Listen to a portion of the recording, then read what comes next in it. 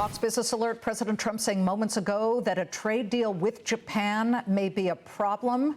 And in fact, he even said their tariffs may go to 30% to 35%. He did say a deal with India may be within reach. Trump making the comments while speaking to reporters on Air Force One after visiting the so-called Alligator Alcatraz prison in Florida.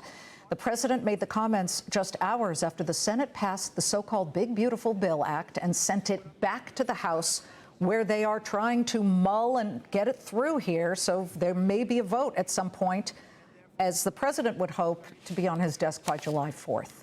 Let's bring in White House National Economic Council Director Kevin Hassett.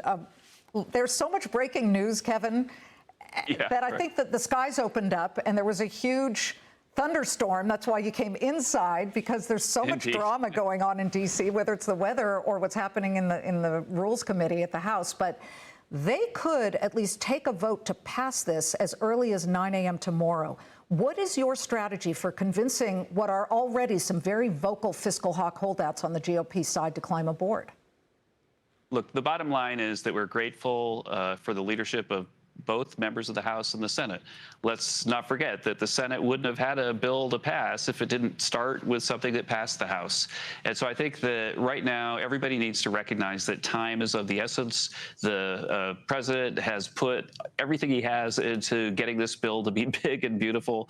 It's passed the Senate, and it's time for the House to just take that Senate bill, bring it to the floor, vote on it, and pass it, and then everybody can go home for the 4th of July celebrations. I know that you guys have been pushing back on the Congressional Budget Office's assessment that this will add at least in the Senate, $3.9 trillion to the already bloated debt that we have, which is past $37 trillion at this point. And I know that the argument has been that the CBO has been wrong, that the CBO was incorrect the last time for the December 17th, 2017 tax cuts. And I get that, because there were more tax revenues coming in, and it actually helped get rid of some of the debt, correct? So how are you sure, though?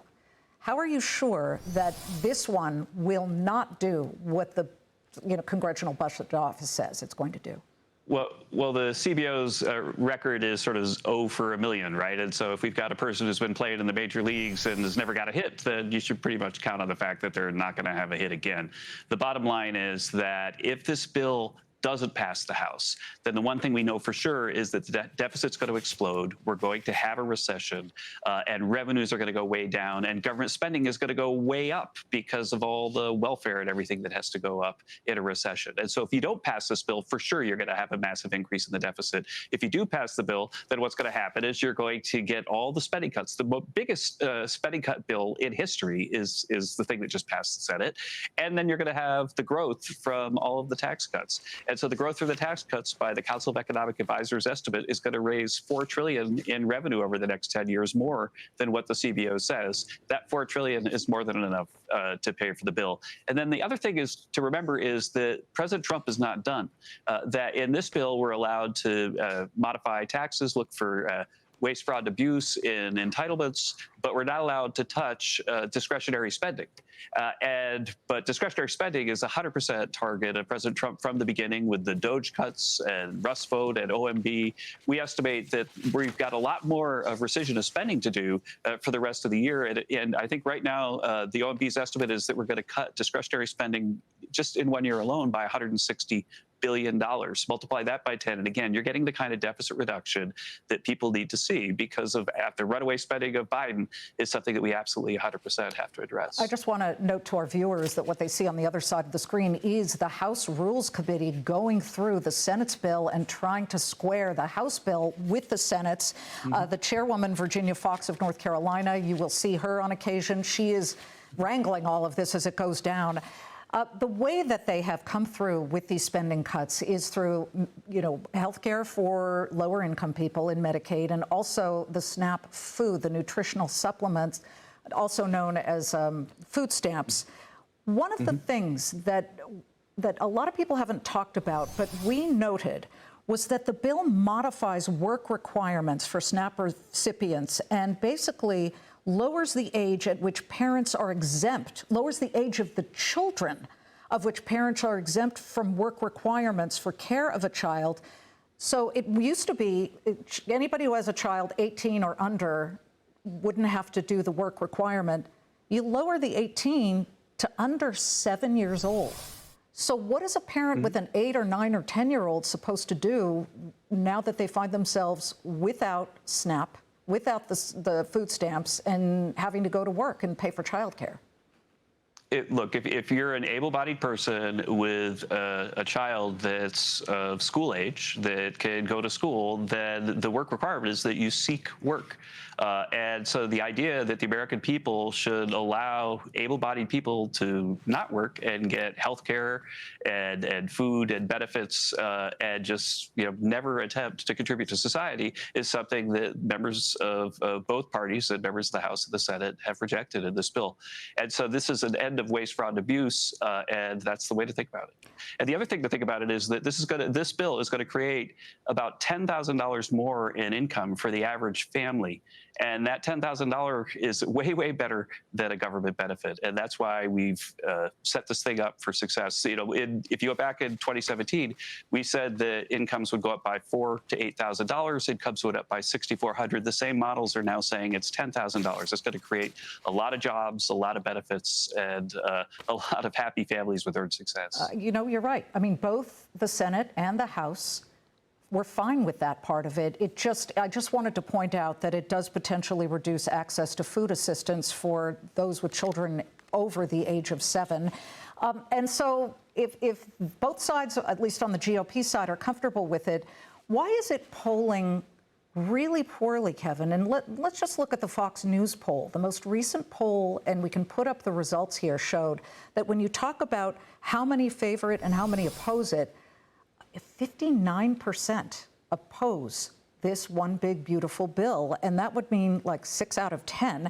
And then they did ask a follow-up question, as far as the polls were concerned, about would it help your family or hurt your family. 49% of those polled said the big, beautiful bill would hurt their family. I don't believe. I'm sorry. I don't believe the poll. And the bottom line is that the last time that we went down this road, the typical family got $6,400 extra money that they were very happy to receive. And if they get the $10,000 that our models say that they're going to get because of this bill, then they're going to be very, very happy about this. And if you go back and look at the consumer sentiment, the small business sentiment, the investment in America that happened when we passed the Tax Cuts and Jobs Act, all of that happened because there was exuberance about the welfare of people, because their incomes were going up. And so that's what's going to happen now, is that people are going to see the effect of the bill. It's going to look just like it did last time, and they're going to have a lot more money in their pockets to go out and take vacations and buy groceries and do everything else that people in a prosperous country do. I think a lot of people agree about the work for benefits part of it. It's just that every poll, not just the Fox News poll, Pew, Quinnipiac, these numbers look pretty dismal. That said, I need to get to trade, because the president made some news on Air Force One. He said probably a deal with India. We've heard that before from Howard Lutnick. We still haven't seen it, but he also said that a tariff and trade deal with Japan was not looking good, and that they might have 30 to 35% tariffs on it. I know you're not in the intimate workings of the trade group there that's working on this, but Jay Powell, the Federal Reserve Chair, says the reason he is not cutting interest rates right now, or at least the FOMC, is because there isn't clarity at the moment about what tariffs are solidifying at, gelling at with each country, and then we might see how they work it through as far as pricing and inflation is concerned. Do you understand that? Do you see that point? Well, I understand what Jay Powell said, but first I want to say that with respect to polls, the only poll that matters in the end is the election, and the American people voted for President Trump to do the things that are in this bill. He talked about the things in the bill on the campaign trail, and so elections have consequences, and the poll that matters is the poll that gave Republicans the power to do this bill. As far as Jay Powell's actions, I've been very disappointed in Fed policy under Jay Powell. He let inflation get out of control under Joe Biden. He didn't seem to be too worried about the spending spree that they went on. He didn't hike rates when inflation was all the way up to 7%. In fact, he didn't hike rates until after he was reappointed by Biden.